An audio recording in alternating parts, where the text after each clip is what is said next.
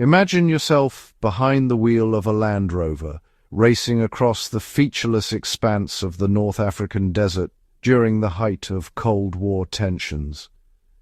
The sky darkens not with storm clouds, but with a wall of sand and dust rising like a tidal wave across the horizon. Within minutes, visibility drops to zero.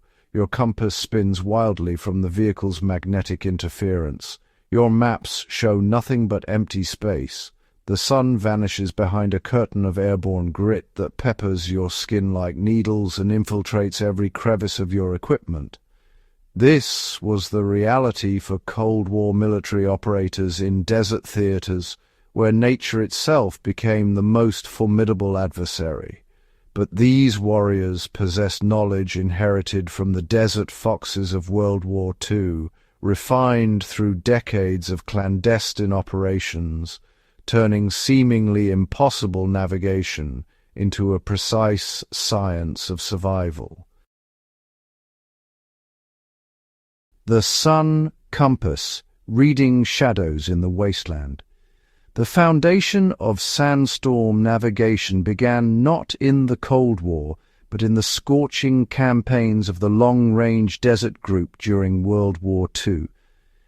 These British specialists developed the sun compass, a deceptively simple yet revolutionary instrument that transformed desert warfare. Picture a circular brass dial mounted on your vehicle's hood, with a vertical gnomon casting its shadow across carefully calibrated markings. Before departure, you'd consult astronomical tables for your latitude and the current date, setting the outer ring to account for the sun's predictable arc across the sky. As you drove, you maintained your bearing not by fighting a wayward magnetic needle, but by keeping that shadow aligned with your chosen course. The beauty of this system revealed itself when sandstorms hit. Even when the storm reduced the sun to a diffuse glow barely visible through the churning dust, that faint light still cast a shadow. Experienced navigators learned to read these ghostly shadows, maintaining their heading when conventional wisdom demanded they stop and wait. The sun compass demanded discipline and constant attention, checking and rechecking every 15 minutes, but it provided certainty in a landscape designed to disorient. Dead reckoning, the mathematics of survival.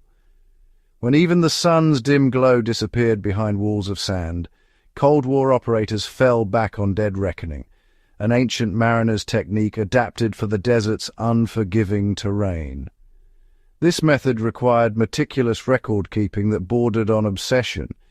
Every turn, every change in speed, every obstacle navigated around demanded an immediate entry in the navigation log.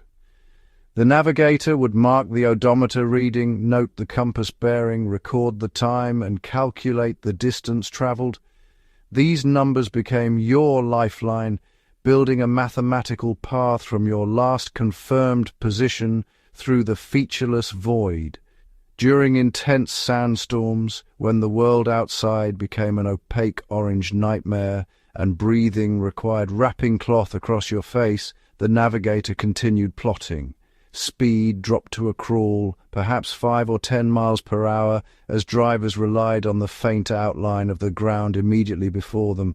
The accumulated errors in this system could prove catastrophic. A 1-degree error maintained over 50 miles would put you nearly a mile off course, potentially the difference between reaching your objective or dying of thirst in the empty quarter. Celestial navigation and radio beacons reading the night sky. The Cold War introduced new technological aids while, still respecting ancient wisdom. When sandstorms finally cleared, often after nightfall, navigators would halt and pull out their sextants or theodolites. The desert night sky, unpolluted by artificial light, revealed itself as a brilliant tapestry of navigation points. Polaris provided instant latitude verification in the Northern Hemisphere, while specific star positions allowed for precise fixes when cross-referenced with astronomical tables and accurate chronometers. These celestial observations became crucial correction points for dead reckoning calculations, allowing navigators to reset their position and account for drift accumulated during the storm. Later in the Cold War era, LORAN radio navigation systems provided electronic fixes in some regions, though coverage remained spotty in the most remote desert theaters. The most sophisticated units eventually received inertial navigation systems, gyroscopic instruments that tracked every movement independent of external references. But these remained rare and expensive throughout much of the Cold War period. The human element, discipline in chaos, technology and technique meant nothing without the human discipline to employ them under extreme duress. Sandstorms brought more than navigation challenges. Static electricity, generated by billions of sand grains rubbing together, could create sparks visible in the darkness, interfering with radio communications and sensitive instruments. Fine dust infiltrated engines, weapons, and water supplies, despite the most careful precautions. The psychological toll of being enveloped in a roaring, abrasive cloud that blocked out the world tested even veteran operators. Successful navigation demanded that teams maintain their routine, continuing to plot and calculate even when exhaustion and the apparent futility of the exercise tempted them to simply wait. This mental fortitude, this refusal to surrender to the environment, separated those who mastered desert warfare from those who merely survived it. The lessons learned in these crucibles of sand and wind remain relevant today, reminding us that true preparedness combines technical skill with unshakable mental discipline, and that the most sophisticated equipment means nothing without the human will to employ it against all odds.